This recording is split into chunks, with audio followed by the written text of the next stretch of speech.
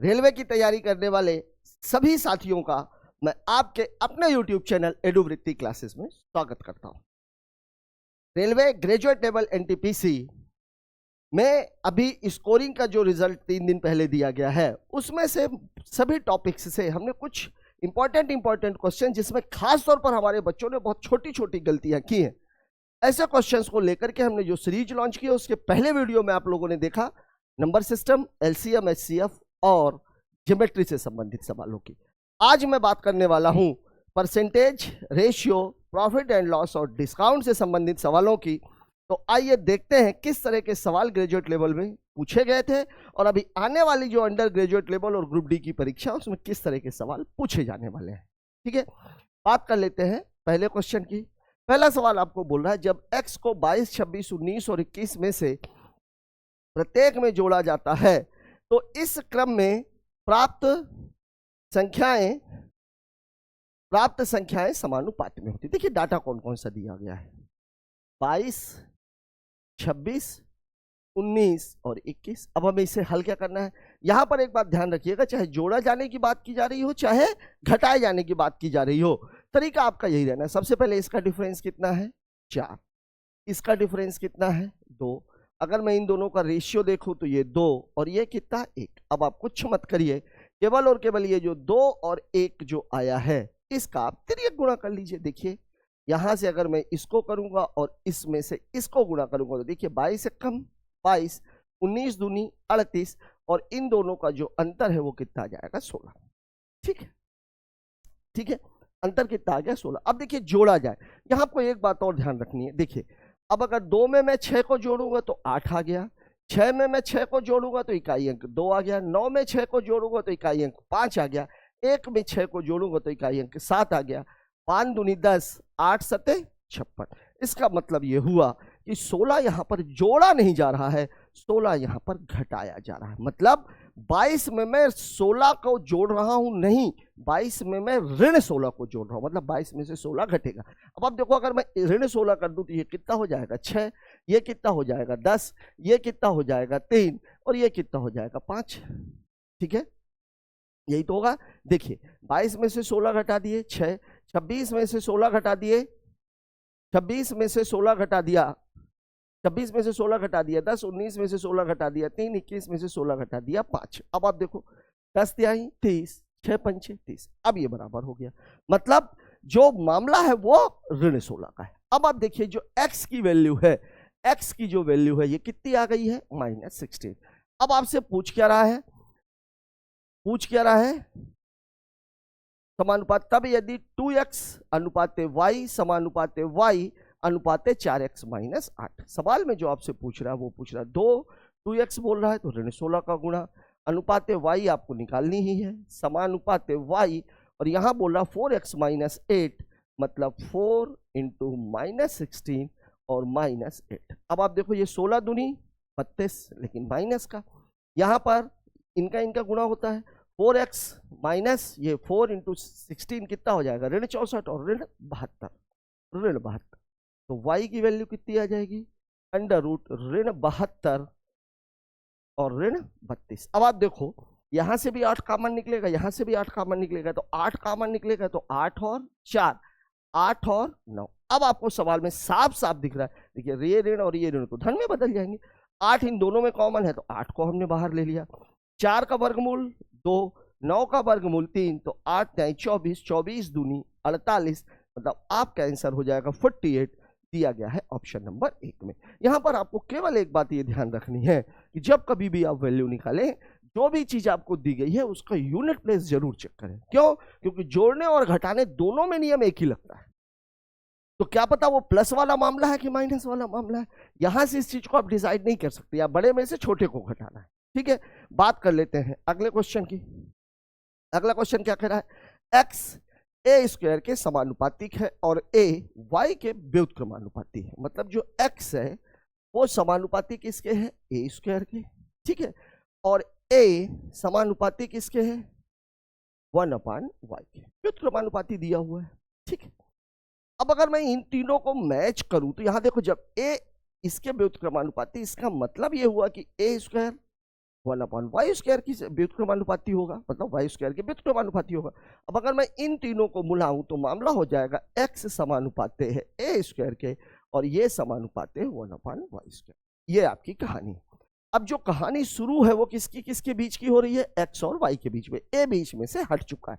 तो अगर मैं यहां देखूं तो x समानुपाती 1/y² है, मतलब मैं ये कह सकता हूं कि x बराबर 1/y², k इंटू 1/y²।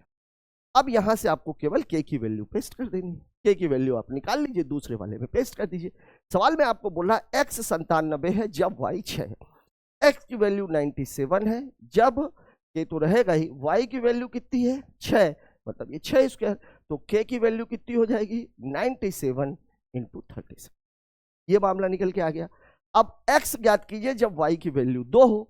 अब आपको x निकालना y की वैल्यू 2 के हिसाब से, तो अब आपके पास k की वैल्यू तो पहले से है, तो x बराबर k की वैल्यू है 97 इंटू 36 इंटू y की वैल्यू उसने कितनी दे दी है 2, तो 2 गुणे 2 स्क्वायर लगा हुआ है, तो 2 दूनी 4, 4 नहीं है 36।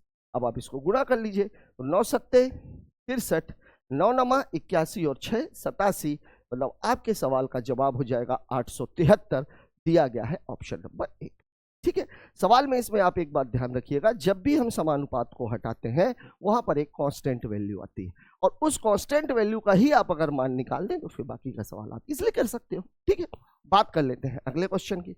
अगला क्वेश्चन हमसे क्या कह रहा है, देखिए 21 + 16√2 और 16 - √2 का मध्यानुपाती ज्ञात करें। मतलब मध्यानुपाती ज्ञात करना है, इसका मतलब ये है कि इन दोनों के मल्टीपल का स्क्वायर रूट निकालना है इंटू 16 - 7√2। जब कभी भी ये रूट वाला सवाल आए तो एक बार आप ऑप्शन पे जरूर नजर मार लीजिए। ठीक है, अब आप देखो यहाँ पे √2 है, तो √2 हो सकता है और हो सकता है ये हट भी जाए, वैसे हटेगा नहीं। कारण इसका ये है कि 21 का गुणा भी इसमें होना है और 16 √2 का गुणा भी इसमें होना है, तो ये √7 वाले जो आंसर है ये तो गलत है।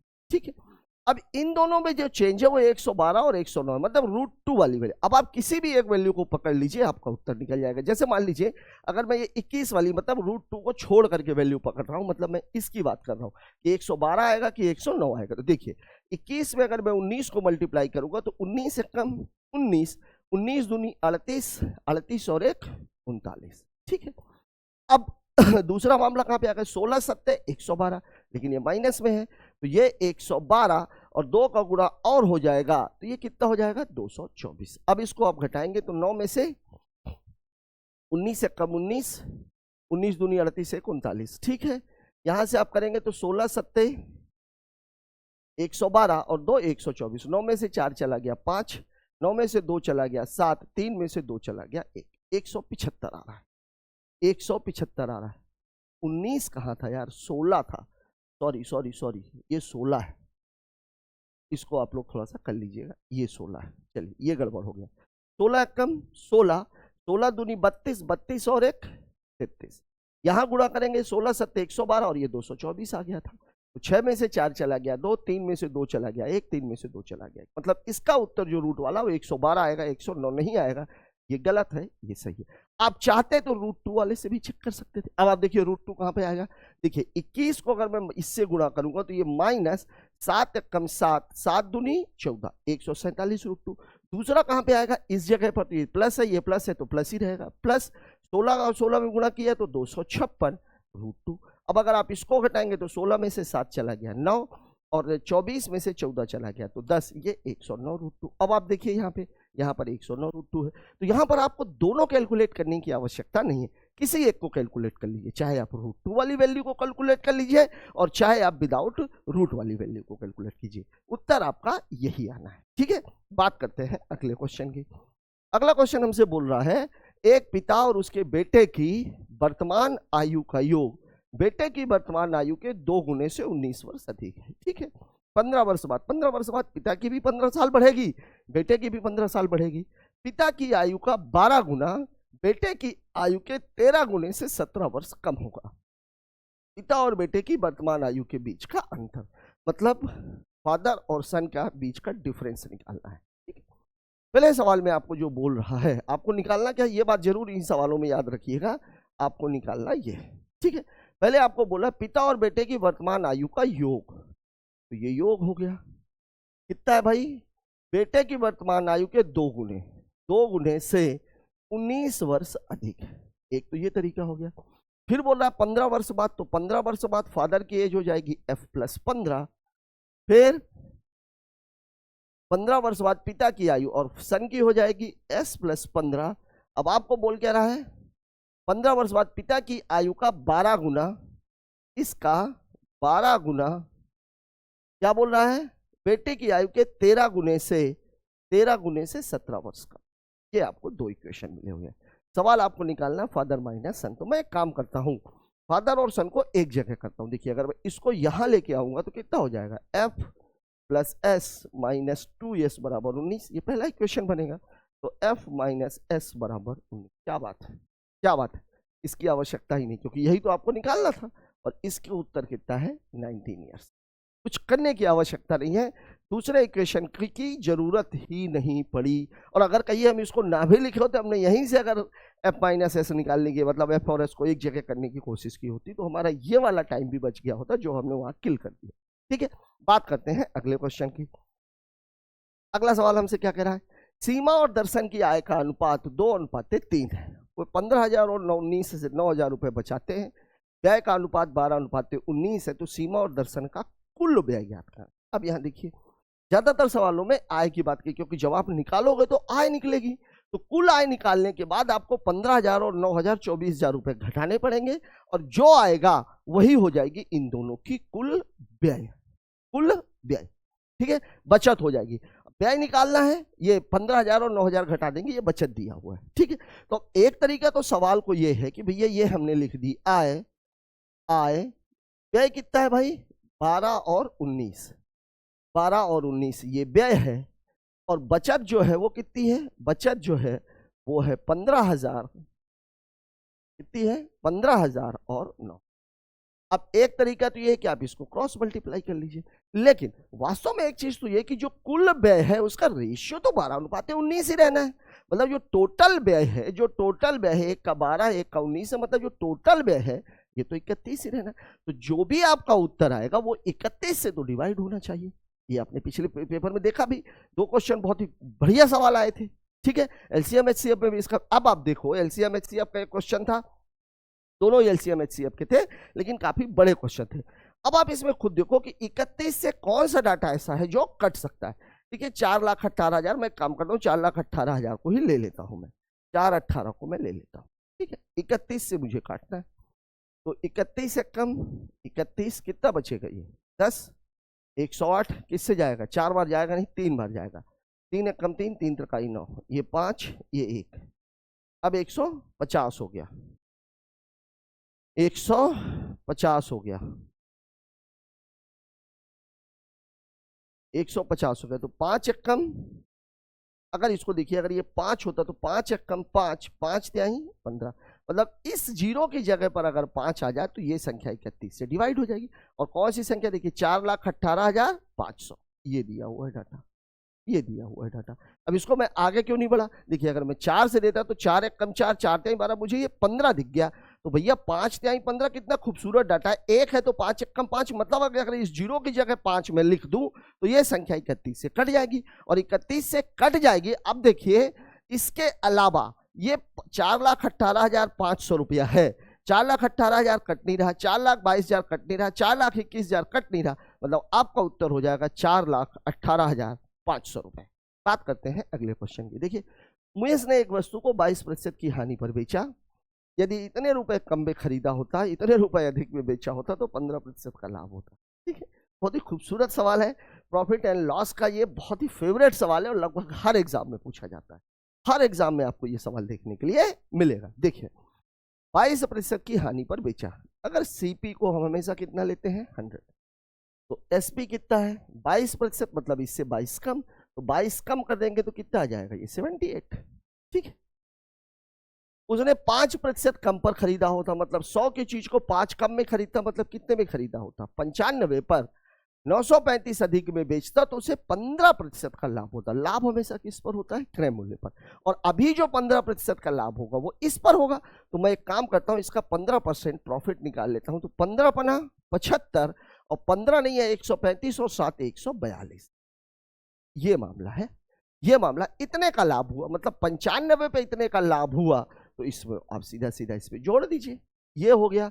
तो कितना हो गया ये? 5 4 9 9 1 10 109.25। ये दोनों डाटा, ये सारे के सारे डाटा किसमें है? प्रतिशत। ये सारे डाटा परसेंटेज में।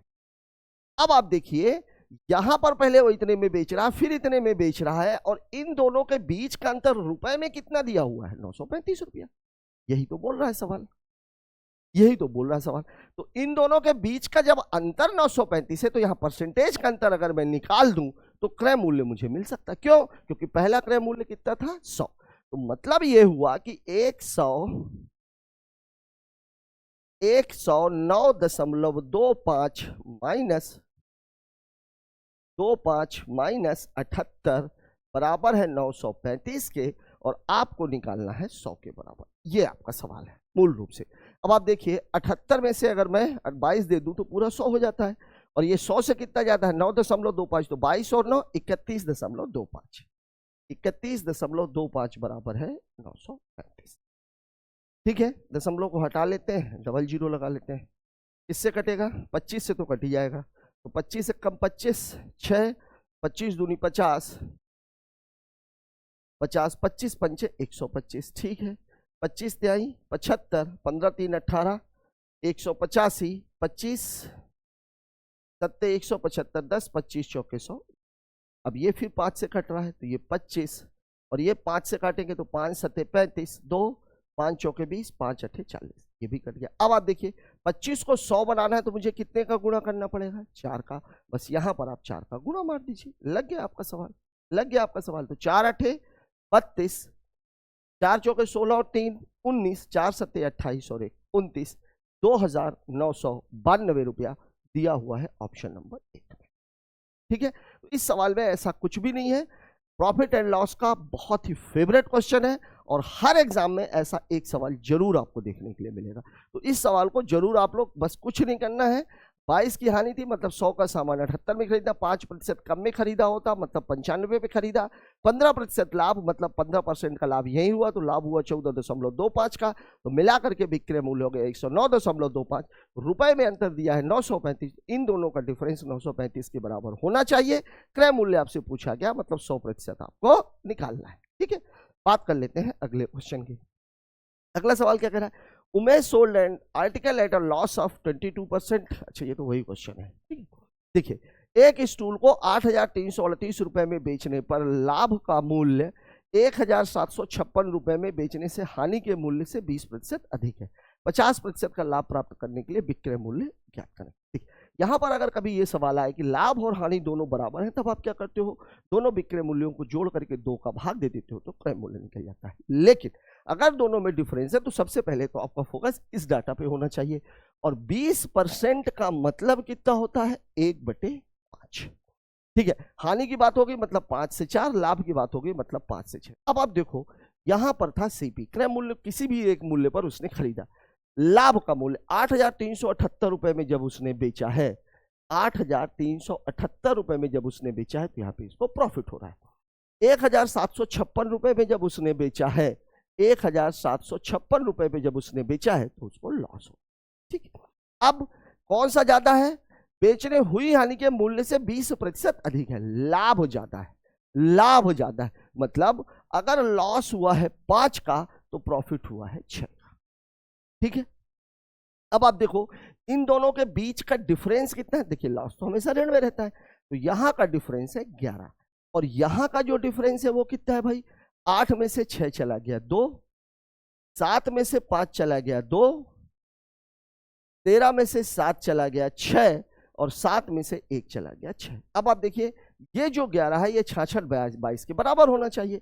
तो 1 बराबर कितना हो जाएगा भाई? 66 22/11, 11 छके 66, 0 11 दूनी 22।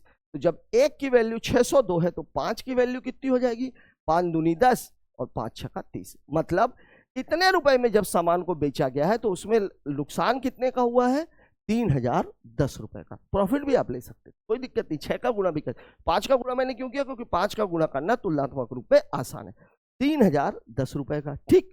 तो क्रय मूल्य कितना? अब इसमें अगर मैं ये 3010 रुपए जोड़ दूं जो नुकसान हुआ था तो क्रय मूल्य निकल जाएगा। मतलब ये कितना हो गया? 6, 5, 1, 6, 17 और 10, 30, 47। मतलब उसका जो क्रय मूल्य था वो था 4766 रुपए। जब उसने लॉस पर बेचा, 1756 रुपए में बेचा, तो ये 3010 रुपए का नुकसान हो गया, ठीक। अब इस पर आपको क्या चाहिए? 50% का लाभ। 50% का लाभ का मतलब कितना हुआ? 150%। और 150 की वैल्यू कितनी होती है? 3/2, ठीक है। देखिए 50% का मतलब होता है 1/2। अगर लाभ की बात करेगा तो 3/2। तो आपका क्रय मूल्य कितना आया है? 4766। बस इसमें आप 3/2 का गुणा कर दीजिए। 2 दूनी 4, 2 तिहाई 6, 2 अट्ठे 16, 2 तिहाई 6, 3 का गुणा करेंगे, 3 त्रिकाई 9, ये उत्तर आ गया, ठीक है। पूरा भी आप गुणा करें, 3 अट्ठे 24, 3 त्रिकाई 9 और 2 11, 3 दूनी 6, 6 और 1 7, 7149 रुपये। 7149 रुपया, यही आपका सवाल है। 7 1 8 5 13, 7 1 8 4 12 8 20, 7 1 8 5 13 1 14। देखिए कितनी बढ़िया बात है। देखिए 50% का मतलब हुआ 3, ये भी करने की आवश्यकता नहीं थी, ठीक है। लेकिन यहाँ पर हो सकता था, तो ये डाटा 3 और 5 दोनों से कटेगा। 3 और 5 दोनों से कटेगा तो 5 से कटने वाला केवल ये है। 5 को अगर मैं छोड़ भी दूं, चूंकि 5 में तो दशमलव भी लग सकता है, लेकिन 3 से तो कटेगा। तो 7 1 8 5 13 ये नहीं कट रहा। 7 1 8 4 12 8 20 ये नहीं कट रहा। 7 1 8 5 13 1 14 ये भी नहीं कट रहा। 7 1 8 4 12 और 9 21 केवल यही डाटा कट रहा था, इसलिए यही आपका उत्तर हो जाएगा, ठीक है। बात करते हैं अगले क्वेश्चन की। अगला सवाल, यदि किसी बिस्तर का विक्रय मूल्य प्रारंभिक मूल्य का 2 गुना है तो लाभ प्रारंभिक मूल्य का 7 गुना। देखिए अगर यहाँ की बात हो रही है, जैसे ये सीपी है, ये एसपी है और ये प्रॉफिट है, ठीक है। यहां पर मान लीजिए किसी आदमी ने x रुपए में खरीदा, y रुपए में बेचा, तो उसको प्रॉफिट कितना हो गया? y minus x. कहानी ये है, अभी मैं सवाल नहीं बता रहा हूं। अब आप मुझे एक चीज ये बताओ, क्रय मूल्य में तो उसने कोई चेंज किया नहीं है। मान लीजिए 10 रुपए की चीज थी, मैं 15 रुपए में बेच रहा हूं, मतलब 5 रुपए का मैं लाभ कमा रहा हूं। अब क्रय मूल्य मैंने 10 ही रखा, इस 15 रुपए को बढ़ा करके मैंने 20 रुपए कर दिया, तो बिक्री में चेंज कितने का आया है? 5 का। और ये 5 सीधा सीधा लाभ में जुड़ गया, क्योंकि पहले मुझे लाभ हो रहा था कितने का? 5 का, जब मैं 15 में बेच रहा था 10 में खरीद कर। अब मैं 20 में बेचूंगा तो मैंने विक्रय मूल्य को 5 रुपए बढ़ाया है, तो अब लाभ भी मेरा कितने रुपए बढ़ गया? 5 रुपए। मतलब अब लाभ कितना हो रहा है? 10 रुपया। यही चीज यहां पर है, विक्रय मूल्य को उसने 2 गुना कर दिया। मतलब विक्रय मूल्य को जब उसने पहले एसपी था उसको बढ़ा करके उसने 2 एसपी कर दिया। मतलब वृद्धि कितने की हुई? 1 एसपी की। और लाभ प्रारंभिक मूल्य का कितने गुना हो गया? 7 गुना हो गया। मतलब वृद्धि कितने की हुई है? 6 की। यहां पर एसपी में वृद्धि कितने की हुई है? 1 की। तो प्रॉफिट में वृद्धि हुई है 6 की, 6 की, ठीक है। मतलब अगर आप यहां देखें कि एसपी इज टू सीपी बराबर कितना हो जाएगा? 6:1। सॉरी, प्रॉफिट है, ये प्रॉफिट 6:1। तो जो सीपी होता है वो क्या होता है? वो होता है एसपी माइनस प्रॉफिट। मतलब कितना हो जाएगा? 6 - 1 बराबर 5। अब आप देखिए, खरीदा गया था सामान 1 रुपए का, बेचा गया वो कितने रुपए में? 6 रुपए में। प्रॉफिट कितने का हुआ है? 5 रुपए का। तो लाभ प्रतिशत ज्ञात कीजिए। लाभ हमारा कितना है? 1। लाभ प्रतिशत हमेशा सीपी में निकलता है बटे 5 और गुणे 100। मतलब उत्तर कितना आ जाएगा? 20% दिया गया है, ऑप्शन नंबर 2, ठीक है। इस सवाल में ज्यादा कुछ नहीं है, आपको केवल इतना ही समझना है, विक्रय मूल्य में जो वृद्धि हो रही है वो सीधे सीधे कहां हो जाएगी? प्रॉफिट पर। सीपी आप निकाल लीजिए, उत्तर आपकी आंखों के सामने आ जाएगा। बात करते हैं अगले क्वेश्चन की। अगला सवाल, एक विक्रेता 42 लैपटॉप बैग 41,622 रुपए में खरीदता है, 35 बैग 37,345 रुपए में बेचता है। 3,952 का लाभ कमाने के लिए कितने लैपटॉप बैग खरीदे और बेचे जाएंगे? देखिए, जब प्रॉफिट एंड लॉस में जब संख्या और रुपए की बात आती है, मतलब क्रय मूल्य और विक्रय मूल्य अलग अलग होता है, तो हमें वस्तुओं की संख्या को बराबर करना पड़ता है। वस्तुओं की संख्या क्या होनी चाहिए? बराबर। तो अगर डाटा कट जाए तो 1 की वैल्यू निकाल लीजिए, और अगर डाटा ना कटे तो जहां पर वो मैच कर जाए उस जगह को निकालिए। जैसे यहां पर आपको जो सीपी दिया गया है, सीपी दिया गया है वो 42 का सीपी कितने रुपया दिया गया है? 41,622 रुपये। और 35 का सीपी कितना दिया गया है, ओ सॉरी एसपी जो है 35 का जो एसपी है वो दिया गया है 37,345 रुपया। यही तो सवाल कह रहा है। अब अगर ये कट जाएगा तब तो ठीक है, एक चीज तो मुझे दिख रही है 7 से ये दोनों कटेंगे, 7 6 42, 7 पन्ना 35।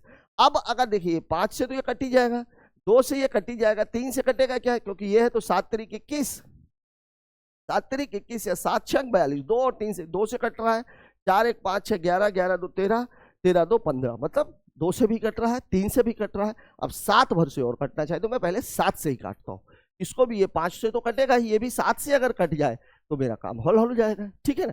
तो अब मैं देखता हूँ 7 6 42, 7 पना 35, 6 66, 7 नहीं है 63, 3 32, 7 चौक 28, 4 42, 7 6 42, कट गया ये। तो अब तो ये कट ही जाएगा 6 से, तो 6 से भी काट ही देते हैं।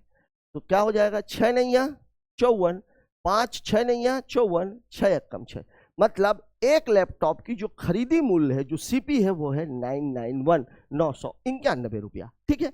बिक्री मूल्य की अगर मैं बात करूं तो इसको भी पहले मैं 7 से ही काटूंगा, तो 7 पना 35, 2 23, 7 तरीक 21, 2 7 तरीक 21, 3 7 पन्ना 35, ये लीजिए 5 से भी कट गया, 5 से भी कट गया, 5 1 कम 5 0, 5 6 31, 5 7 35। तो प्रॉफिट जो हुआ वो किस पर, एक लैपटॉप पर, एक लैपटॉप पर कितना हुआ भाई 1067 माइनस 991। अब आप देखिए 991 को 9 दे देंगे तो 1000 बच जाएगा, तो यहां भी 9 देना पड़ेगा, तो 67 और 9 कितना हो जाएगा, ये 76 रुपए, ठीक है। घटा के भी देखेंगे तो यही उत्तर आने वाला है, ठीक है। अब उसको लाभ चाहिए कितने का, 3,952 का, कुछ नहीं करते, ये 76 3,952 रुपए है, एक में अगर उसको 76 का लाभ हो रहा है तो 3,952 का लाभ लेने के लिए कितने में करेंगे, देखिए 19 चौक 76, ठीक है, 13 चौक 52, 4 से तो कटेगा, 19 से ही पहले मैं काटता हूँ, 19 चौक 76, डाटा तो सीधा सीधा दिया हुआ है, 19 दूनी 38, एक बचेगा 152, भाग नहीं जाएगा, 152 कितना हो जाएगा 8, 4 पंचे 20, 4 दूनी 8, 52 लैपटॉप उसको बेचने पड़ेंगे, दिया हुआ है उत्तर ऑप्शन नंबर 1, ठीक है। तो यहाँ पे तो अब सीधा सीधा कट गया तो एक एक की वैल्यू निकल गई, सीधा सीधा नहीं कटता तो भी हमें वस्तुओं की संख्या को बराबर करना पड़ेगा। ये बात आप याद रखिएगा कि जब कभी भी क्रय मूल्य और विक्रय मूल्य कुछ रुपए में कुछ वस्तुएं खरीद कर कुछ रुपए में कुछ वस्तुएं बेच दी जाए तो वस्तुओं की संख्या को हमेशा समान करना पड़ता है, ठीक है।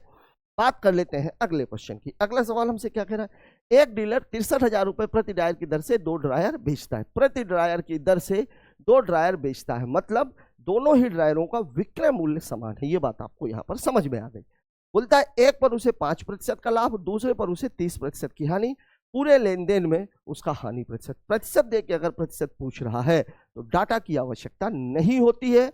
ये मैथमेटिक्स का थंब रूल है, मतलब 63,000 की तो इसमें जरूरत ही नहीं, 63,000 की जरूरत हमें केवल इस चीज पर पड़ी कि दोनों वस्तुओं का विक्रय मूल्य समान है। अब आप देखिए 5 का लाभ, 5% का मतलब कितना होता है भाई, 5% का मतलब होता है 1/20, तो ये सीपी है, ये एसपी है, लाभ में बेचा गया है, मतलब 20 का सामान बिका है 21, ठीक है। 30 की हानि, 30% का मतलब कितना होता है भाई, 30% का मतलब होता है 3/10, हानि हुई है मतलब 10 की वस्तु 7 में बेची गई है। अब सवाल में ये क्या बोल रहा है, सवाल में कह रहा है कि नहीं भाई ये दोनों चीजें बराबर हैं, ये दोनों बराबर हैं, तो अब अगर 7 और 21 को बराबर करना है तो मुझे 3 का गुणा करना पड़ेगा। तो अब मामला कितने को हो जाएगा, 20 या 60, सॉरी मैं उल्टा गुणा कर रहा हूं, यहां गुणा करना पड़ेगा इस जगह पर। अब ये 21 हो जाएगा, तो देखिए कितना हो जाएगा, ये 20 21 और 10 त्याई 30 और 7 तरीक 21। तो अब आपका जो सीपी है ये कितना है 50, एसपी है ये कितना है 42, तो यहां पर क्या हो रहा है 8 का क्या हो रहा है हानि, 8 की हानि, और आपसे हानि प्रतिशत पूछा है, मतलब 50 पे 8 की हानि, तो जो हानि प्रतिशत है, हानि प्रतिशत ये किस पर निकलता है हमेशा क्रय मूल्य पर, तो 8 बचे 50 गुणे 100, 50 दूनी 100, 8 दूनी 16%, आपका जवाब हो जाएगा ऑप्शन नंबर 4, ठीक है। इसमें कुछ भी नहीं है, बस एक बात आपको याद रखनी है कि जब कभी भी इस तरह का सवाल आए तो एक बार आप ये जरूर देखिए कि सीपी बराबर किया हुआ है कि एसपी बराबर किया हुआ है। कुछ सवालों में सीपी बराबर, जैसे बोल रहे 63,000 रुपए प्रति ड्रायर की दर से खरीदता है, तो वहां पे हमें फिर क्या बराबर करना पड़ता, सीपी को, ठीक है। बात कर लेते हैं अगले क्वेश्चन की। अगला सवाल बोल रहा है 6 पेन और 5 पेंसिलों की कीमत 259 रुपए है, एक पेन की कीमत 9 रुपए कम और एक पेंसिल की कीमत 4 रुपए बढ़ जाए तो 19 पेन और 2 पेंसिलों की कीमत 90 रुपए हो जाती है। 13 पेन 19 में से 6 घटाएंगे 13, 5 में से 2 घटाएंगे, क्या बात है, घुमा दिया सवाल को। देखिए अगर यहीं पर 3 पेंसिल होती तो मुझे कुछ करने की आवश्यकता नहीं थी, सवाल सीधा सीधा लग गया होता। 19 में से 6 घटता 13 आ जाता और यहाँ 5 में से 2 घटता तो 3 आ जाता। लेकिन अब सवाल को बैलेंस करना पड़ेगा। क्या है सवाल में? सवाल आपको बोल रहा है 6, मैं पेन को मान लेता हूं x, देखिए पेन को मैं मान लेता हूं x, ठीक है, तो 6x प्लस 5y बराबर कितना है 259 रुपये, ठीक है। फिर आपको बोल रहा है पेन की कीमत 9 रुपए कम हो गई, मतलब ये हो गया x माइनस 9, और पेंसिल की कीमत 4 रुपए बढ़ गई, मतलब ये हो गया y प्लस 4। अब 19 पेन यहाँ पर कितना है, 19 पेनें खरीदी गई हैं इस रेट पर, और पेंसिलें कितनी खरीदी गई हैं, 2 पेंसिलें खरीदी गई हैं इस रेट पर, बराबर कितना है 90 रुपए। अब एक की मैं वैल्यू निकाल लेता हूँ, देखिए 19 x की वैल्यू निकालते हैं तो y को बराबर करना पड़ेगा, ठीक है। 19 ये कितना हो गया, ये 19x माइनस 19 नहीं है 171 प्लस 2y प्लस 8 बराबर कितना है 90। इन सबको मैं इधर ले जाता हूं तो मैं एक काम करता हूं, इसका इक्वेशन भी मैं ऊपर लिख लेता हूं। कितना है ये 19x प्लस 2y बराबर, ठीक है, देखिए 90 है 92 हो जाएगा, 92 हो जाएगा 171, 171 में ये इधर जाएगा तो प्लस हो जाएगा, ये माइनस हो जाएगा, तो 90 में से 8 घट गए 82, 82 में इसको मैं 82 में जोड़ देता हूं तो 2 1 3 8 7 15 और 1 1, ये कहानी। अब x को अगर निकालना है तो मुझे y को बराबर करना पड़ेगा, y को बराबर करना पड़ेगा मतलब यहां मल्टीप्लिकेशन 5 का, यहां मल्टीप्लिकेशन 2 का। तो अब आप देखिए कितना हो गया, ये 95x 90 ही दिया था ना, 90 दिया हुआ है, x रुपए कम की गई थी ना, कम की गई है, 4 रुपए बढ़ गई है, 4 दूनी 8, ठीक है, 2 पेंसिल, ठीक। अब आप देखिए इसको कितना हो गया, ये 5 का गुणा करेंगे तो 19 बना 95x प्लस 5 दूनी 10y बराबर, वैसे ये चूंकि बराबर कर रहे हैं तो आपको इसको लिखने की तो जरूरत ही नहीं है, तो 95x बराबर कितना हो जाएगा, 95x बराबर 95x। अब यहाँ पे क्या आ जाएगा, देखिए अगर मैं इसमें 5 का गुणा करूंगा तो अब ये दोनों तो आपको माइनस करना पड़ेगा, ये माइनस रहेगा, तो देखिए 5 तिहाई 15, 5 25 और 1 26, 5 दूनी 10 और 2 12, और माइनस कितना हो जाएगा 2 9 250 दूनी 500 और 9 दूनी 18, मतलब 518। अब इसको घटाएंगे तो 15 में से 8 चला गया 7, 5 में से 1 चला गया 4, ठीक है, 12 में से 5 चला गया 7, ये आपका मामला हो जाएगा। अब ये 95 इससे कटेगा क्या, ये कट नहीं रहा क्या,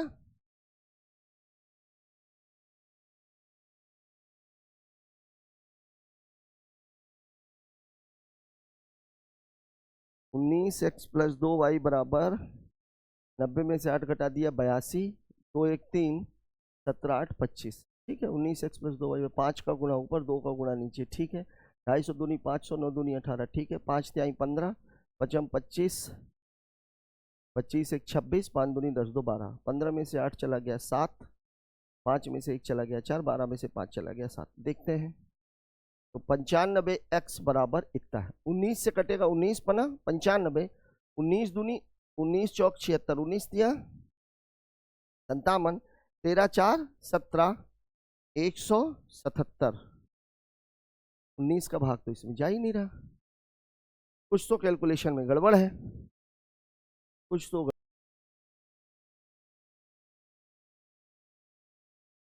क्या गड़बड़ है, क्या गड़बड़ है भाई, 95 ये वाला डाटा तो ठीक है, ओ सॉरी, ये 6 दूनी 12x भी घटाना पड़ेगा, ठीक ठीक ठीक, 12x को घटा दिया, 5 में से 2 चला गया 3, 9 में से 1 चला गया 8, 83x बराबर कितना, 15 में से 8 चला गया 7, 5 में से 1 चला गया 4, 747, पूरा पूरा जाएगा क्या ये 83 से 9, 9 3 27, 9 72, बिल्कुल x की वैल्यू कितनी आ गई, ये क्लियर। अब देखिए आपसे पूछा क्या है, 13 पेन 13x प्लस 2y की वैल्यू है। अब यहां देखिए 19x प्लस 2y, अगर इस 19x में से मैं 6x को घटा दूं, मतलब मैं ये कह रहा हूं कि अगर 19x प्लस 2y है, अगर इसमें से मैं 6x को घटा दूं तो ये कितना हो जाएगा, 13x प्लस 2y। ये बन जाएगी आपकी कहानी, यही आपसे पूछ रहा है। तो एक की वैल्यू कितनी है 9, तो 6 की वैल्यू कितनी हो जाएगी 54, और यहाँ पे था कितना 253, तो 9 की वैल्यू हो जाएगी 54, आप घटा देंगे उत्तर आ जाएगा 199 रुपीज दिया गया है ऑप्शन नंबर 2 में। तो ये इस तरह के सवालों को लगाने के लिए सबसे इंपॉर्टेंट चीज ये होती है सवाल में आपसे पूछा क्या गया है, पूछा क्या गया है, ये सबसे इंपॉर्टेंट बात है। तो यहां पर हमको ये दिख गया कि भैया अगर हमसे सीधे अगर 19 और 3 की बात की गई होती तब तो हम डायरेक्ट सवाल को लगा सकते थे, इसमें से ये घट गया होता और आपका सवाल का उत्तर आ गया होता, घटा करके हम उत्तर निकाल लेते। ठीक है, एक बार जोड़ के भी पूछा जाता है, जैसे 19 6 25 5 26 पेन और 7 पेंसिलों की बात किया गया होता तो हम जोड़ कर निकाल लेते। लेकिन यहाँ पर सवाल में 13 पेन और 2 पेंसिल है, 2 पेंसिलें, अगर 19 पेंसिलों में से मैं 6 पेंसिल, चूंकि एक पेंसिल की कीमत हम निकाल चुके हैं, तो इसमें से अगर मैं 6 की घटा दूंगा तो मेरा उत्तर मेरे आंखों के सामने आ जाएगा। बात करते हैं अगले क्वेश्चन की। देखिए, गोविंद ने 4,800 रुपए की कुल लागत पर 2 वस्तुएं खरीदी। एक वस्तु को 34% लाभ, दूसरी को 10% हानि, दोनों वस्तुओं को इतने में बेच दिया। देखिए क्या सवाल है, एलिगेशन। प्रॉफिट एंड लॉस में क्या लगा दिया, एलिगेशन। क्या होता है जब कभी भी एक चीज दूसरी चीज इन दोनों को मिलाने के बाद कुछ बनता है तो वहां पर हमेशा मिश्रण का प्रयोग करना चाहिए। यहां पर मैं बार बार ये बात बोलता हूं, डाटा और परसेंटेज अगर दोनों चीजें एक साथ हैं तो बेहतर यह है कि आप प्रतिशत को डाटा में बदल दें, वो आसान रहता है। देखिए यहां पर चूंकि लाभ और हानि की बात हो रही है, यहां पर इसको लाभ कितना हो रहा है 5,442 में से अगर मैंने 4800 को घटा दिया तो 2 4 14 में से 8 चला गया 6, 642 रुपए का टोटल लाभ हुआ है, लाभ हुआ है। ठीक है, चूंकि ये ज्यादा है। अब आप देखिए टोटल सामान कितने का था 4800 रुपया का, एक में उसे 34% का लाभ हुआ है, 34% लाभ हुआ है तो ये 34/100 हो जाएगा। एक में उसे 10% की हानि हुई है, हानि हुई है तो ये मैंने 10 कर दिया, 1 2 1 2, मतलब यहां से मेरा मामला है 480 का। इन दोनों को आप काट दीजिए तो 48 दूनी 96, इसको मैं ऐसे भी तो लिख सकता हूं ना, 96 गुणे 17, यहां से मैंने 2 को निकाल के इसको दे दिया तो 17 छक्का 102, 17 छक्का 102 और 17 नहीं है 153 और 10 163। यहां 1632 का लाभ है, यहां 480 का नुकसान है और कुल मिलाकर के 642 का लाभ है, 642। अब बड़े में से छोटे को घटा दीजिए। देखिए 2 में से 2 गया 0, 13 में से 4 चला गया 9 और 15 में से 6 चला जाएगा 9। ठीक है, यहां से आप इसको जोड़ना पड़ेगा तो ये 2 8 4 12 और 6 4 10 और 1 11, ये पूरा मामला है। अब देखिए 9 से कटेगा क्या, 2 दूनी 4 4 2 6। पूछा क्या है, दोनों वस्तुओं के क्रय मूल्यों में अंतर। चलिए अंतर निकाल लेते हैं, अंतर निकाल लेते हैं। कितना अंतर है भाई, 2, 12 में से 9 चला गया 3 और 10 में से 9 चला गया 1, 132 रुपया, 132 रुपया। नहीं, ओहो रेशियो निकालना पड़ेगा ना, 9 से कटेगा क्या, 3 से कट रहा है, 2 से कट रहा है, 6 से कट जाएगा ये, 6 कम 6 5 6 8 6 7 42, 6 कम 6 6 हम 36 6 5 30, किससे किससे कटेगा ये, 5 1 6 7 1 8, 11 से कट रहा है, 11 कम 11 11 7 77, 11 कम 11 11 5 55। देखिए 17 और 15 का अनुपात है, 17 और 15 का, और ये टोटल मिला करके 17 प्लस 15 मतलब 32 की वैल्यू कितनी है 4,800 रुपया। अब इन दोनों का अलग अलग निकालना है तो 16 दूनी 32, 16 तिया 48, 300 और ये कितना हो जाएगा 150। ठीक है, इन दोनों का अंतर कितने का है 2 का, तो 2 की वैल्यू हो जाएगी 2 गुणे 150, मतलब उत्तर हो जाएगा 300 रुपया दिया हुआ है ऑप्शन नंबर 2 में। यहां पर एक चीज मैं बार बार ये बात बोल रहा हूं कि कभी भी अगर इस तरह का मामला आता है, 2 को मिलाकर के अगर तीसरे की बात की गई है मतलब मामला एलिगेशन का है, और एलिगेशन में अगर प्रतिशत और डाटा है तो डाटा को परसेंटेज में बदलने की बजाय बेहतर यह है कि आप परसेंटेज को डाटा में चेंज कर लीजिए। ठीक है, बात करते हैं अगले क्वेश्चन की। अगला सवाल हमसे क्या कह रहा है, एक बिस्तर का अंकित मूल्य 744 है जो क्रय मूल्य से 31% अधिक है। यदि लाभ प्रतिशत 9 है तो छूट प्रतिशत ज्ञात कीजिए। अब देखिए फिर प्रतिशत देकर के प्रतिशत पूछा है, 744 की जरूरत डाटा की इसमें पड़ेगी ही नहीं। अब आप देखिए क्या था, क्रय मूल्य से 31% अधिक है क्रय मूल्य। तो अगर मान लीजिए सीपी अगर मेरा 100 था तो एमपी कितना हो गया, एमपी हो गया मेरा 131। यदि लाभ 9% है, लाभ 9% है, मतलब एसपी कितना है, एसपी है मेरा 100। यही तो बोला है, छूट, छूट हमेशा किस पर मिलती है, अंकित मूल्य पर।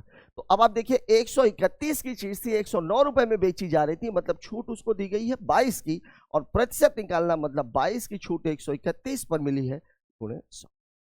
यही तो कहानी है। 22 पे जो है कितने की छूट मिल गई है मुझे, 131 पर मुझे कितने की छूट मिल गई है, 22 की। किसी से कट रहा है क्या, 3 1 4 1 5 कटेगा ही नहीं।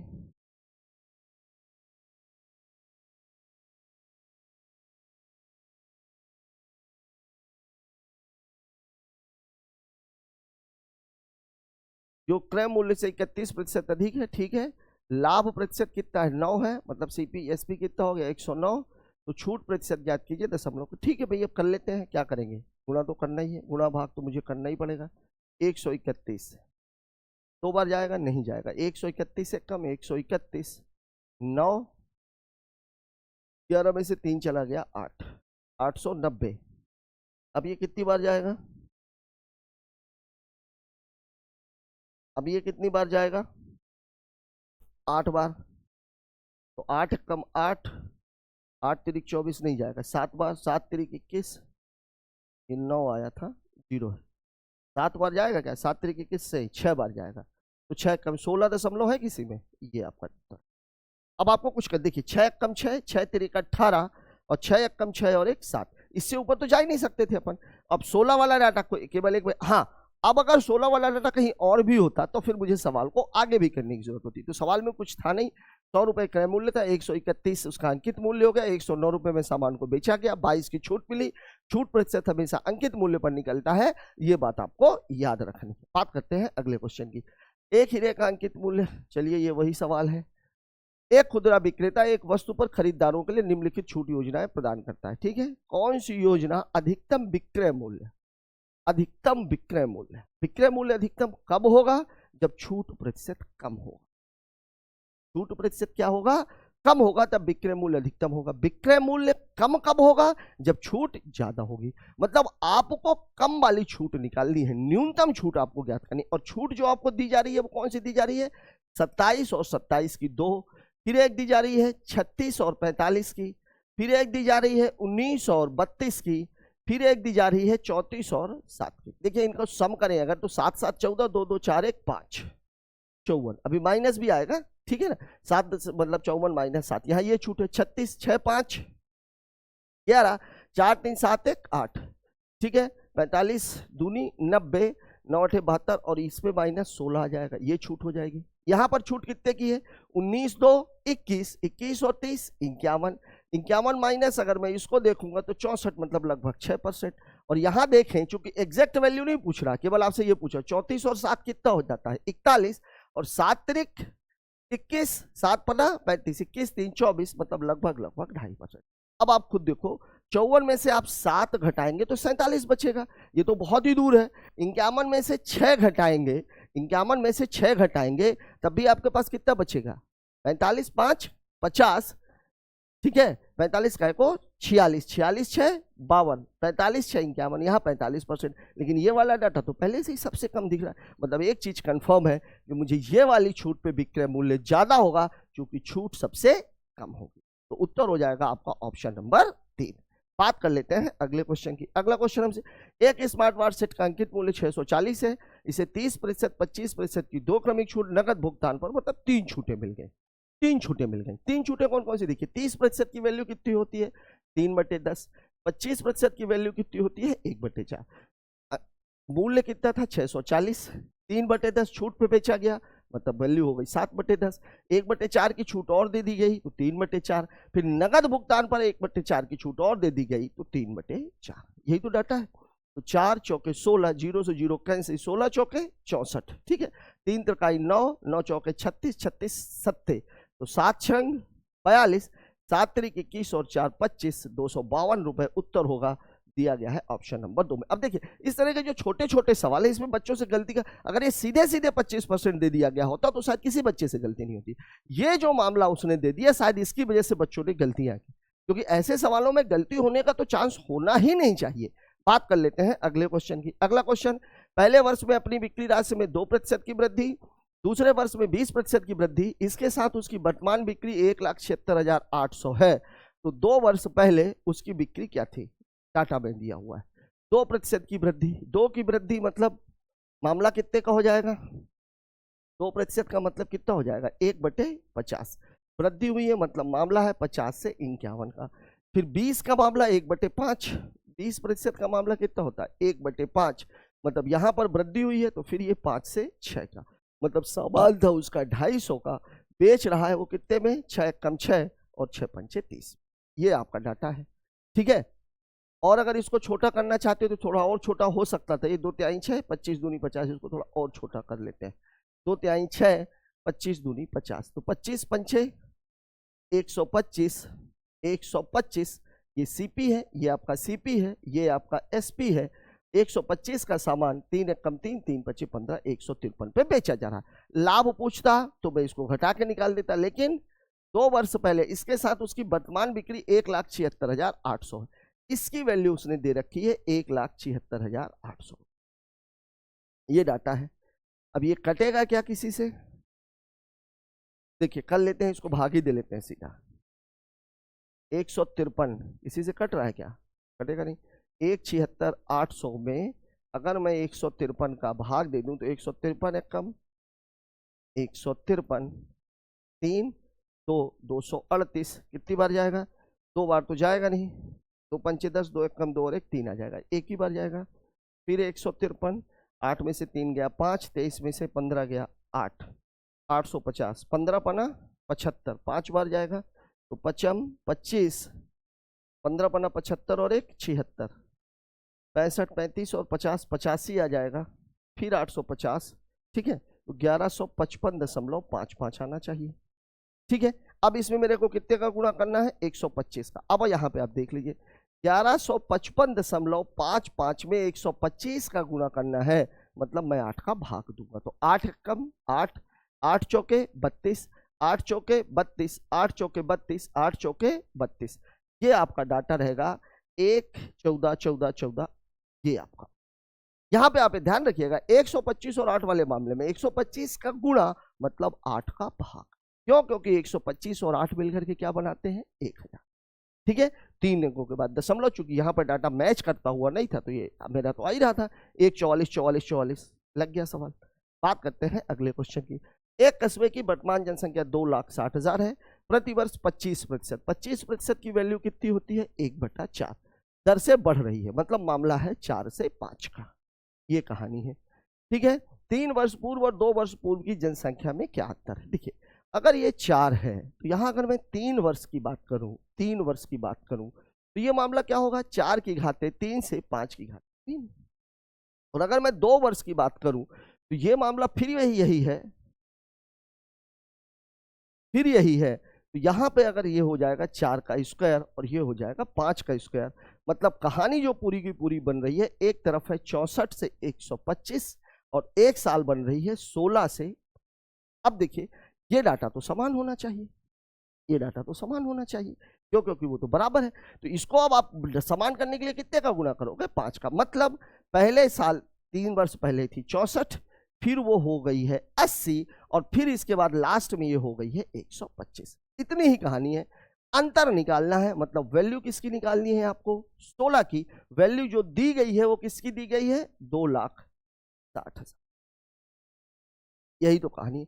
अब फिर देखिए 2,60,000 में 125 का भाग देना है, तो हम क्या करेंगे 2,60,000 में मैं 125 का भाग ना देके क्या करूंगा 8 का गुणा, 3 जीरो पहले ही उड़ा दूंगा, 8 शून्य 0, 8 छंग 48 और 8 दूनी 16 और 4 20, 2080। मुझे वैल्यू किसकी चाहिए है 16 की, मैं 16 का गुणा मार दूंगा तो कितना आ जाएगा ये डाटा 1600, 16 अट्ठे 128 और 16 दूनी 32 और 1 33, 33,280 दिया गया है ऑप्शन नंबर 1। ठीक है, तो इस सवाल में कुछ था नहीं, बस इतना ध्यान में रखना है कि जब 4 से 5 हो रही है, वास्तव में इस सवाल को सीआई में भी पूछा जा सकता है।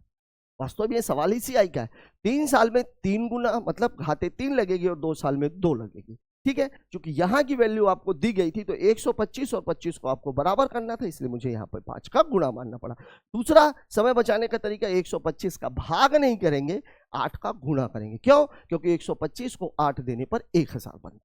बात करते हैं अगले क्वेश्चन की। फर्नीचर की 3 वस्तुओं का औसत मूल्य। अब देखिए ये सवाल बड़ी अजीब सी बात है कि इसको 40% प्लस बच्चों ने गलत किया है। अब देखिए सवाल में बोल रहा है 3 वस्तुओं का औसत मूल्य इतना है, औसत मूल्य, और उनका जो मूल्य है 3:5:7 के अनुपात में। सीधी सी बात है भाई कि 3 धन 5 धन 7 और ये औसत मूल्य दिया गया है, मतलब 15,255 और 3 वस्तुएं, इसलिए गुणे 3 तो पहले ही हो जाएगा। तो 7 5 12 3 15। अब आप 15 से भाग दे दीजिए तो 15 एकम 15 शून्य, 15 एकम 15, 7 5 12 यही था ना, 15 एकम 15, भाग ना पहुंचे लब्धे 15 एकम 15, 105, 15 सत्ते 105 और गुणे 3 तो 17 तिया 51, 0 और 3 एकम 3। एक की वैल्यू कितनी है? 3051। अब आपसे पूछा क्या है? सबसे सस्ती। तो सबसे सस्ती कौन सी है? ये वाली। बस आप 3 का गुणा मार दीजिए। 3 का गुणा मारेंगे, 3 एकम 3, 3 पचे 3 एकम 3, 3 पचे 15, 3 तकाई 9, 9,153 रुपया दिया हुआ है ऑप्शन नंबर ए में। मुझे जो लगता है जो बच्चों ने गलती की होगी वो कहां पे की होगी? ये वाला जो 3 है ये इन्होंने नहीं किया होगा। 3051 रुपए भी ऑप्शन में दिया हुआ था, इसी को वो टिक करके आ गए होंगे। क्योंकि 40% से ज्यादा बच्चों के गलत होने का मतलब ही यही है कि वो बस सवाल आपने किया और जल्दबाजी के चक्कर में 3051 को टिक करके मार के आ गए। ठीक है, बात करते हैं ऐसे ही एक और क्वेश्चन की। देखिए, अब से 3 वर्ष पहले पिता की आयु उसके पुत्र की आयु के 2 गुने से 14 वर्ष अधिक है। अब से कितने? अब से 3 वर्ष पहले, मतलब फादर की 3 वर्ष पहले पिता की आयु पुत्र की आयु के 2 गुने से, पुत्र की आयु भी s-3, इसके 2 गुने से 14 वर्ष अधिक थी। ये कहानी है। अब आपसे पूछा क्या है, ध्यान रखिए, कितने वर्ष बाद उसके पुत्र की आयु की 2 गुनी हो जाएगी, मतलब f-2s की बात हो रही है। क्योंकि आपसे सवाल जो बोल रहा है वो बोल रहा है ये कब होगा, तो ये मामला क्या है? f-2s का। अब आप देखो इसको हल करो जरा। f-3 is equal to 2s -6 plus 14। अब 2s को इधर ले आओ, -3 को उधर ले जाओ, तो f-2s बराबर कितना हो जाएगा? देखिए 3 इधर जाएगा तो प्लस में, तो 14 3 17, 17 में से 6 चला गया 11, और यही डाटा आपसे पूछा जा रहा था, मतलब उत्तर कितना हो जाएगा? 11 साल। अब इस सवाल में कुछ करने के लिए है क्या, लेकिन फिर भी बच्चों से गलत हुआ है। ठीक है ना, ऑप्शन नंबर डी। बात करते हैं अगले क्वेश्चन की। अगला क्वेश्चन क्या कह रहा है? निम्नलिखित में से कौन सा अनुपात सबसे बड़ा है? भिन्न का मामला है, रेशियो करके दिया हुआ है। अब भिन्न का कंपेयर आप कैसे करते? देखो आप अगर इसको कंपेयर करें हम, तो 54 53 60 और 57, ये डाटा मैं इसको ऐसे देख रहा हूँ, इसको ऐसे ही आपको भी देखना है। देखिए, तो सबसे पहले तो आप देखते हो कि हर का एलसीएम निकल जाए, लेकिन यहाँ तो डाटा बहुत बड़ा है, एलसीएम आप निकाल नहीं पाओगे। फिर देखते हो अंश का एलसीएम निकल जाए, तो 24 17 28 16 17 वैसे भी प्राइम नंबर है, तो यहाँ का भी एलसीएम गड़बड़ हो जाएगा। अब डिफरेंस के नंबर की बात करते हैं अगर हम, तो यहाँ पे ये कितना आ रहा है? 30, यहाँ पे ये कितना आएगा? 36, यहाँ पे कितना आएगा? 32, और यहाँ पे कितना आ जाएगा? 41। ये भी बहुत ज्यादा है। अब तरीका क्या? जैसे मैं आपसे अगर बोलूं कि भैया 27/54 और 37/75, इन दोनों में कौन सा बड़ा? तो आप इसको तिर्यक गुणा मत करिए, सीधा सीधा आप देखिए, 27 दूनी 54 है, 37 दूनी 74 है, ये वाला एक ज्यादा है, मतलब हर में बड़ा हो रहा है। इसका मतलब ये वाला छोटा होगा और ये वाला बड़ा होगा। यही कहानी यहाँ पर है। अब आप देखिए 24 दूनी 48, मतलब यहाँ पर जो डाटा है वो ये है गुणे 2 + 6 का, 17 तिया 51 गुणे 3 + 2 का, ये हर का मामला है। 28 दूनी 56 गुणे 2 + 4 का, 16 तिया 48 गुणे 3 और +9 का। अब अगर मेरे से सबसे छोटा पूछा जाए तो ये वाला है, ये है सबसे छोटा। सबसे बड़ा पूछा जाए तो देखिए 2 गुना किया हुआ है, यहाँ 4 जोड़ा है, यहाँ 6 जोड़ा है, मतलब उत्तर है 28:60। ठीक है, यहां भी अगर 6 जुड़ा होता तो फिर सवाल लगाने की आवश्यकता पड़ती, डबल होता तो फिर बराबर ही रहेगा। जब कभी भी इस तरह का सवाल आता है तो आप केवल एलसीएम के भरोसे मत रहिए, ये भी देखिए कि और कौन सा तरीका है जिससे हम इसको अटेम्प्ट कर सकते हैं। ये तरीका गुने वाला है, ठीक है ना, ये भी आपको ध्यान रखना है, क्योंकि ग्रेजुएट लेवल और ग्रुप डी में भी ऐसा सवाल आने की पूरी पूरी उम्मीद है। बात करते हैं अगले क्वेश्चन की। अमित का वेतन 13,000 रुपए है, 4,000 रुपए किराए पर, 2,000 रुपए बिलों पर, शेष की मासिक बचत करता। देखिए 13,000 रुपए था, 4,000 और 2,000 6,000 खर्च कर दिया, 7,000 रुपए बचा। यदि उसने अपने जन्मदिन वाले दिन में जन्मदिन मनाने के लिए पूरी मासिक बचत खर्च कर दी एक वर्ष में। अब देखिए इसको 50% से ज्यादा बच्चों ने गलत किया, ठीक है, कितना इजी सवाल है। टोटल वो 13,000 कमा रहा, 6,000 खर्च करा, 7,000 बचा रहा है। अब आपने क्या किया होगा, 12 सत्ते 84, 84,000 टिक करके आ गए होंगे। लेकिन ये लाइन तो पढ़ो भाई, अपने जन्मदिन वाले महीने में अपने जन्मदिन मनाने के लिए पूरी मासिक बचत खर्च कर दी, तो एक महीने की बचत तो खर्ची हो गई, तो बचत थी उसकी 7,000 और 11 महीने हुई, मतलब मामला कितने का है, 77,000 का। मतलब उत्तर आपका ऑप्शन नंबर ए है, ठीक है। बात करते हैं अगले क्वेश्चन की। एक व्यापारी अपने माल पर लागत मूल्य से 5% अधिक मूल्य अंकित करता है, अंकित मूल्य पर 67% की छूट प्रदान करता है, लाभ या हानि का प्रतिशत ज्ञात कीजिए। देखिए सवाल आपको बोल रहा है, सीपी था कितना 100, एमपी उसने कितना कर दिया 105, अंकित मूल्य पर छूट दे दिया, छूट दे दिया मतलब एसपी, 67 की छूट दे दिया, मतलब छूट के बाद जो एसपी हुआ वो ये रहेगा, ठीक है ना। ये कितना हो गया भाई, कर लेते हैं, मैं एक काम करता हूँ सीधा सीधा, 33 बच्चे 165, 33 से कम 33 और 1 34, ठीक है, बटे 100। उसका लाभ या हानि का प्रतिशत ज्ञात कीजिए। अब आप देख लीजिए, नहीं अच्छा इतने की तो उसने छूट दी, 67% की छूट दे दिया, हाँ, तो अब आप देखिए लाभ और हानि का प्रतिशत कितना है। 100 रुपए की चीज थी, 34 रुपए 65 पैसे में बिक गई है। तो अब आप देखिए 100 में से 34 न घटा के मैं 35 घटा देता हूं तो कितना बचेगा 65, और ये 65 के लिए मेरे को क्या करना पड़ेगा 35, 65.35% की उसको क्या हो रही है हानि। कितना इजी सा क्वेश्चन है, 65.35। अब इस सवाल में था क्या, देखिए अब आपको अगर लाभ हानि निकालनी है तो क्रय मूल्य और विक्रय मूल्य दो चीजें चाहिए। अब छूट जो होती है वो हमेशा अंकित मूल्य पर मिलती है, 67 की छूट मिली मतलब 33% पर वो सामान बिका है, ठीक है। बात करते हैं अगले क्वेश्चन की।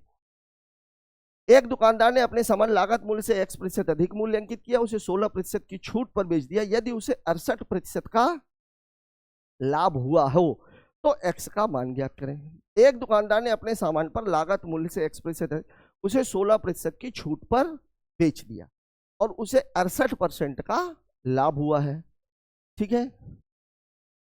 X% अधिक मूल्य अंकित किया, 16% की छूट पर बेचा, 16% की छूट पर बेचा, मतलब MP 16 की छूट, मतलब मामला कितने का है ये 84 MP बराबर 68 का लाभ हुआ है, मतलब 168 मतलब MP इज टू CP बराबर कितना हो जाएगा 168 अनुपाते 84। तो ये कितना 1, तो ये कितना 2 अनुपाते 1, मतलब 1 रुपए का सामान था और 2 रुपए अंकित मूल्य का था, ठीक है। तो X, अच्छा अंकित मूल्य कितना अधिक, अंकित क्या बोल रहा है X% अधिक मूल्य। देखिए अब यहां पर कितना अधिक अंकित किया है 1, मतलब 1 पर 1, मतलब उत्तर कितना हो जाएगा प्रतिशत में 100। कुछ करने की आवश्यकता नहीं, केवल MP और CP का रेशियो निकालना था, ठीक है। बात करते हैं अगले क्वेश्चन की। तो साथियों यहां पर आज का ये पेपर खत्म होता है। मुझे आशा ही नहीं पूरा भरोसा है कि आपको बहुत ही अच्छे क्वेश्चंस देखने के लिए मिलेंगे और साथ ही साथ एक अलर्ट भी मिल गया होगा कि सरल सरल सवाल भी किस तरीके से गलत हो जाते हैं। तो आज का ये पेपर निश्चित तौर पर अंडर ग्रेजुएट लेवल और ग्रुप डी की परीक्षा देने वाले हमारे बच्चों के लिए बहुत ही सहायक सिद्ध होंगे, ऐसा मैं सोचता हूं। मेरा सोचना कहां तक सही है कमेंट बॉक्स में जरूर बताएं। मिलते हैं कल एक और नए वीडियो के साथ, तब तक के लिए जय हिंद।